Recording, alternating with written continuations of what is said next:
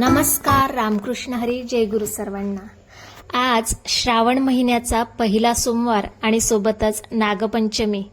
तर आपणा सर्वांना पहिल्या श्रावण सोमवारच्या आणि नागपंचमीच्या सर्वप्रथम खूप खूप शुभेच्छा। असं म्हणतात, देव शयनी एकादशीपासून तर देव उठणी एकादशीपर्यंत भगवान विष्णू हे योगनिद्रेमध्ये जातात आणि सृष्टीचं पालकत्व हे भगवान भोलेनाथाकडे म्हणजेच शिवाकडे दिल्या जातं आणि चातुर्मासापर्यंत हे पालकत्व ते योग्य पद्धतीने चांगल्या पद्धतीने सांभाळतात। कारण या चातुर्मासामध्ये आपण सर्वात जास्त भोलेनाथाची भक्ती करत असतो, भोलेनाथाला पूजत असतो। या श्रावण महिन्यामध्ये भोलेनाथाच्याच भक्तांचे म्हणजेच नागपंचमी साजरी केली जाते, बैलपोळा साजरा केला जात असतो। तर आज नागपंचमी आहे म्हणून मी नागरायासाठी छान वेणी, फणी, मुठे, दिवे बनवत आहे। माझी आजी म्हणायची की नागपंचमी आली की नागोबासाठी फणी, मुठे आणि दिवे हे बनवायचे। तर मी हे अशा पद्धतीने बनवत आहे। तर आपणही हे बनवले आहे का हे नक्की सांगाल। कारण आपल्या भारतीय संस्कृतीमध्ये कुठलाही सण अगदी उत्साहाने आपण साजरा करत असतो। बाईचं रोजचं तेच रुटीन, रोजची तीच ती कामं करू करू ती कंटाळून जाते, परंतु ही सण उत्सव आली की ती आनंदाने बहरून जाते आणि तेवढ्याच उत्साहाने ही व्रतवैकल्य सण उत्सव ती साजरी करते। कारण बाहेर न पडणारी स्त्री ही घरामध्ये राहून स्वतःचा आनंद कशात शोधत असेल तर ती या सणासुदींमध्ये तिचा आनंद शोधत असते। खूप उत्साहाने ती कुठलाही सण साजरा करते, कुठल्याही सणासाठी लागणारी पदार्थ ती अगदी चोख आणि तेवढीच चविष्ट बनवत असते।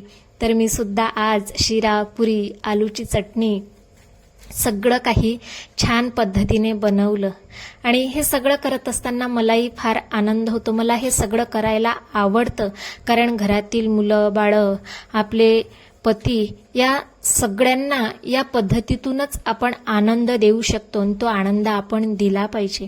कारण सृष्टीला आपण काही देऊ शकत नाही, घरातील माणसांना सुद्धा आपण काही देऊ शकत नाही। या सृष्टीला काही द्यायचं असेल तर आपण तिच्याविषयी कृतज्ञता व्यक्त केली पाहिजे आणि घरातील लोकांविषयी आपण आपुलकी, जिव्हाळा हा व्यक्त केला पाहिजे।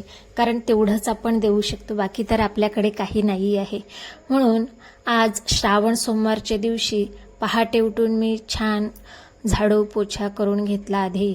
कारण पूजा केल्यानंतर झाडू पोछा करायचा नसतो, म्हणून आधीच छान झाडू पोछा करून घेतलं। दारात तुळशीजवळ दिवा लावला, देवपूजा केली आणि आधी गाथाला स्कूलला जायचं होतं म्हणून गाथाचा टिफिन बनवून दिला आणि गाथाचा टिफिन बनवून दिल्यानंतर म्हटलं आधी नैवेद्याची तयारी करावी। तर हे छान सर्व नैवेद्याची तयारी मी करून घेतली। आलू इकडे उकडायला टाकले, इकडे हे वेणी, फणी, दिवे बनवून घेतले आणि सर्व हे करत असताना पूजा कशी करायची याचा विचार करायला लागले। हा विचार करत असताना भगवान भोलेनाथाला आपण काय देऊ शकतो हा विचार जेव्हा डोक्यात आला तर आपण काहीच देऊ शकत नाही। कारण भोलेनाथांनीच तर आपल्याला सगळं काही दिलेलं आहे। ज्याच्या बघा तुम्ही विचार करा, ज्याच्या डोक्यावरती चंद्र विराजमान आहे त्याच्याकडे किती शीतलता असेल, त्याला आपण काय द्यायचं। ज्याच्या जटेतून गंगा प्रवाहित झाली त्या भगवान भोलेनाथाच्या मस्तकावरती एक लोटा जल टाकून त्याला समाधान मिळेल की आपल्याला समाधान मिळेल हा प्रश्न उपस्थित राहतो। तर अशा प्रकारे छान दिवे, मुठ्ठे, वेणी, फणी मी बनवून घेतले। तो मधातील जो दिवा आहे कमळाचा तो मी आमच्या कुलदेवीचा बनवलेला आहे। तर पूजा मांडण्याच्या आधी अशा प्रकारे सर्व सामग्री आपण एका जागेवरती आणून ठेवायची, अशा प्रकारे तयारी करून ठेवायची, म्हणजे मधातूनच आपल्याला उठून जाण्याचं काम पडणार नाही। तर सर्वात आधी पूजा मांडत असताना आपण छान पद्धतीने रांगोळीने स्वस्तिक आधी काढून घ्यायचं। स्वस्तिक काढत असताना आपण भोलेनाथाला संकल्प करायचा आणि भोलेनाथाला स्मरण करायचं। कारण कुठलीही पूजा मांडत असताना त्या पूजेची सुरुवात ही आपल्या भारतीय संस्कृतीप्रमाणे रांगोळीपासून होत असते।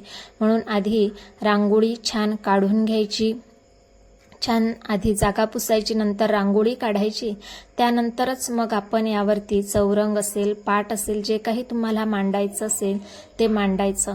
तर अशा पद्धतीने मी छान रांगोळी काढली आणि त्यावरती हा चौरंग मांडला आणि त्यावरती आधी छान एक कापड ठेवला आणि वरून मी पांढऱ्या कलरचा कापड ठेवलेला आहे. कारण शिवाची जर पूजा करायची असेल, भोलेनाथाची पूजा करायची असेल तर पांढऱ्या रंगाचंच वस्त्र आपण पूजेकरिता वापरावं आणि ते कोरं असावं. तर सर्वात आधी आपण गणपतीचं याचमन करतो, गणपतीचं पूजन करतो. त्याआधी मी दीपपूजन करून घेतलेलं आहे, समई लावून घेतलेले आहेत मी. आणि आता मी गणपती पूजन करणार आहे. छान दही, दूध, शहद, साखर, तूप घालून, पंचामृत जे काही असेल ते घालून आपण गणपती पूजन करावं.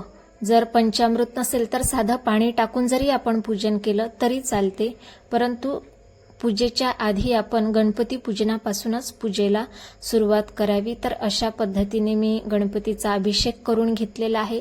गणपती पूजन करत असताना, अभिषेक करत असताना तुम्हाला गणपती स्तोत्र येत असेल, अथर्व शीर्ष येत असेल किंवा गणेश मंत्र येत असेल, कुठल्याही एका मंत्राचं, नामाचं, स्तोत्राचं पठण आपण करावं आणि गणपतीचं पूजन आपण पूजेच्या सुरुवातीला करावं. छान अभिषेक मी करून घेतलेला आहे. त्यानंतर हळद, कुंकू आणि लाल कलरचं फूल मी वाहिलं आणि गणपतीचं पूजन इथं अशा पद्धतीने मी केलेलं आहे. त्याआधी विड्याची पानं, त्यावरती 1 रुपया,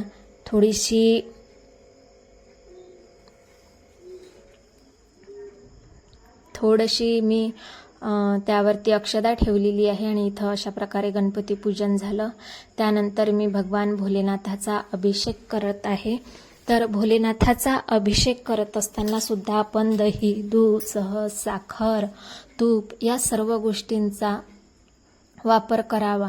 कारण भोलेनाथाचा अभिषेक करत असताना आपण तो जर का अशा पद्धतीने केला तर रुद्राभिषेक केल्याचं पुण्य आपल्याला मिळत असतं. हे सगळं करत असताना आपण ओम नमः शिवाय मंत्राचा जप करू शकतो किंवा ओम नमः शिवाय मंत्र जर आपल्याला जमत नसेल तर आपण शिवाय शिवाय जरी म्हटलं, कुठल्याही एका मंत्राचा जप केला, भगवान भोलेनाथाच्या कुठल्याही एका नामाचं जर का स्मरण केलं तर हा रुद्राशी अभिषेक केल्याचं पुण्य आपल्याला मिळतं. तर अशा पद्धतीने छान शांत पद्धतीने आपण भोलेनाथाचा अभिषेक करावं. हे माझ्याकडे नर्मदा नदीचं जल होतं, ते जल मी इथे भोलेनाथावरती अर्पण केलेलं आहे. त्याने अभिषेक केला. त्यानंतर भस्म वाहायचं, कारण भोलेनाथाला हळद कुंकू आवडत नाही, तर भस्म हे भोलेनाथांना प्रिय आहे, तर ते भस्म आपण वाहायचं. त्यानंतर अक्षदा ज्या असतात त्या जोड अक्षदा भोलेनाथांना आपण वाहायच्या. त्या आपण 11, 51, 21, 108 कितीही वाहू शकतो. आपल्या सोयीनुसार त्या आपण अर्पण कराव्या. त्यानंतर बेलपत्र वाहायचं. हे बेलपत्र आपण सहसा 108 वाहत असतो. हे 108 बेलपत्र अर्पण करत असताना भोलेनाथाच्या ओम नमः शिवाय या मंत्राचा जप करावा किंवा 108 नामावळी आहे भोलेनाथांची. शिव रुद्राष्टक मध्ये येते ती नामावळी आपण म्हणायची. त्यानंतर अशा पद्धतीने मी हे पत्रक आणलं होतं, फोटो आणला होता, यावरती नागोबा, ज्योती सगळंच काही दिलेलं आहे. तर अशा पद्धतीने मी छान पूजन इथे करून घेतलेलं आहे शिवलिंगाचं. त्यानंतर आज नागपंचमी आहे म्हणून मी नागदेवतेचा सुद्धा अभिषेक केला, पूजन केलं. आणि हे पूजन करत असताना आपण वस्त्र वगैरे, फुलं सर्व अर्पण करत असतो. दिवे लावले, एक दिवा लावला मी तुपाचा आणि अशा पद्धतीने मी इथे प्रसाद ठेवला, पाणी ठेवलं आणि ही पूजा अशा प्रकारे संपन्न झाली.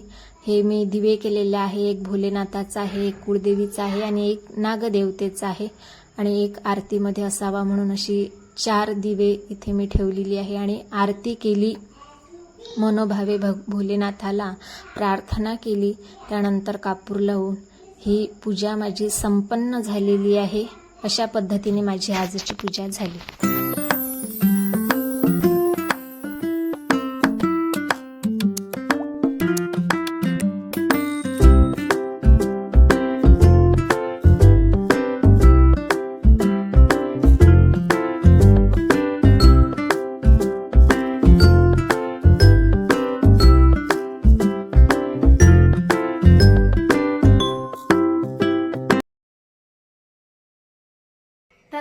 पद्धतीने आजची माझी ही पहिल्या श्रावण सोमवारची पूजा झालेली आहे. तुम्हाला वाटत असेल खूप मोठ्या पद्धतीने ही पूजा केलेली आहे, परंतु माझं एक विशेष सांगणं आहे. तुम्ही जर का वर्किंग वुमन असाल, बिझी असाल, तुम्ही घराबाहेर पडत असाल, तर तुम्ही महादेवाला साधं एक बेलाचं पान जरी वाहिलं तरी सुद्धा तुमची ती भक्ती महादेवापर्यंत पोचते. परंतु तुमच्याकडे जर का वेळ असेल, तुम्ही ही पूजा करू शकत असाल, तर तुम्ही अशाच पद्धतीने भक्तिभावाने समाधानाने ही पूजा करा. एक वेगळी शांतता यामधून आपल्याला प्राप्त होत असते, एक वेगळं समाधान आपल्याला प्राप्त होत असते. तर आजची माझी ही पूजा जर का तुम्हाला आवडली असेल तर व्हिडिओला नक्कीच लाईक करा, कमेंट करा आणि चॅनलला सबस्क्राईब करा. तर भेटूया लगेच पुढच्या व्लॉगमध्ये. धन्यवाद. जय गुरु. रामकृष्ण हरी.